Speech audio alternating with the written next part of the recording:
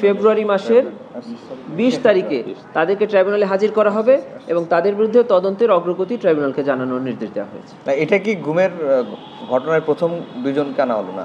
গুমের ঘটনায় এটাই প্রথম দুজনকে আনা হলো। আচ্ছা, আজকে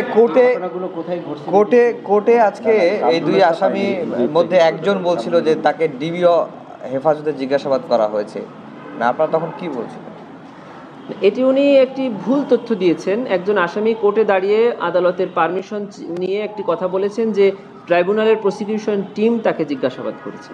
আমরা ট্রাইব্যুনালে বলেছি যে ট্রাইব্যুনালের প্রসিকিউশন টিম ফুললি আজকে এখানে উপস্থিত আছেন except our learned chief prosecutor.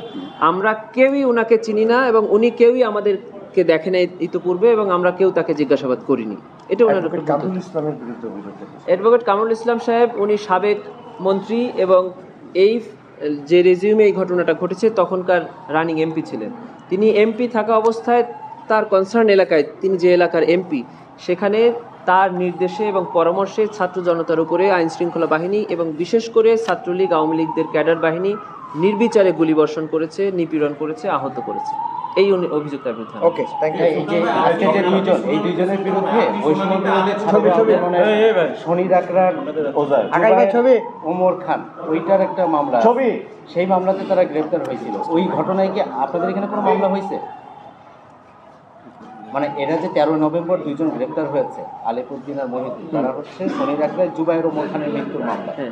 তো এই ঘটনা বৈষম্য বিরোধী ছাত্র আন্দোলনের ঘটনা তো আপনাদের এখানেই হচ্ছে, এখানে কি কোনো মামলা হয়েছে ওই ঘটনায়? ওগুলো থানায় হয়েছিল। এটা আমার দেখে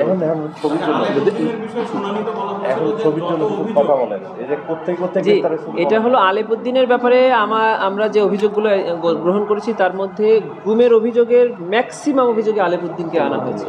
মানে সে ছিল গুমের মাস্টার মাইন্ড এবং সে আলটিমেটলি গুম এক্সপার্ট হয়ে গিয়েছে।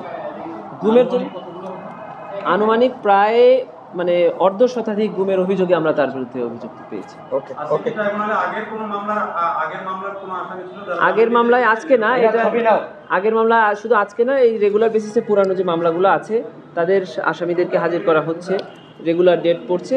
আমরা প্রসিকিউশনের পক্ষ থেকে যেহেতু নতুন প্রসিকিউশন টিম, আমরা ওই মামলা সম্পর্কে অবগত নই, এই জন্য আমরা সময় চেয়েছি।